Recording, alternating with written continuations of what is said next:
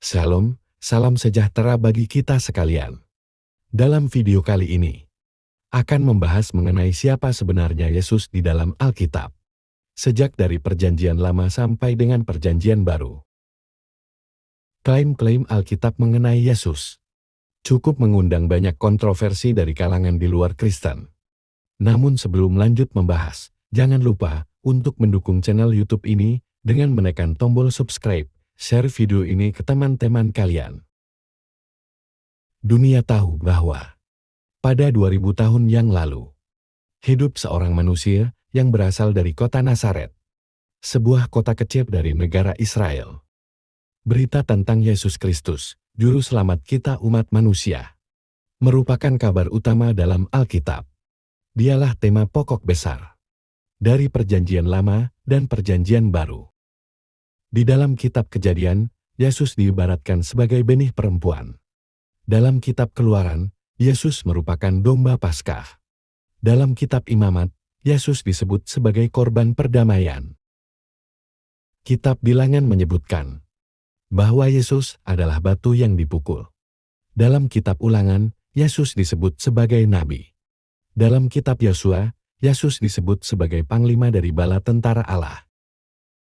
Dalam kitab Hakim-Hakim, Yesus adalah pelapas. Dalam kitab Rut, Yesus ialah sanak saudara dari surga. Dalam kitab Samuel, Raja-Raja, Tawarik, Yesus disebutkan sebagai raja yang dijanjikan.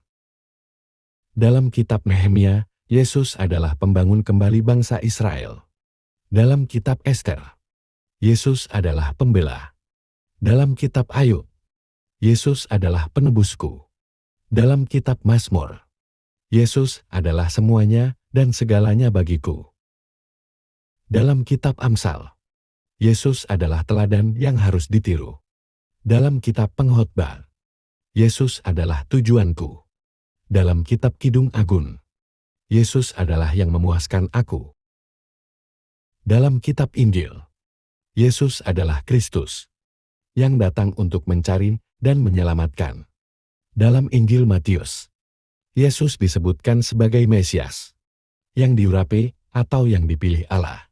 Dalam Injil Yohanes, Yesus disebutkan sebagai firman Allah, dan dia sendirilah Allah itu. Dalam kitab Kisah Para Rasul, Yesus adalah Kristus yang sudah bangkit. Dalam kitab Surat-Surat Rasul Paulus, Yesus disebutkan sebagai yang duduk di sebelah kanan Allah Bapa di surga. Dan dalam kitab Wahyu, dia adalah Kristus, yang akan datang kembali dan memerintah.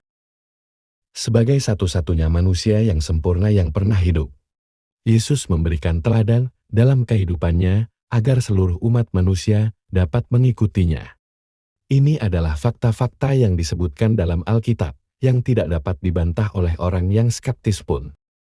Terus dukung channel ini dengan menekan tombol subscribe, nyalakan lonceng, dan share video ini.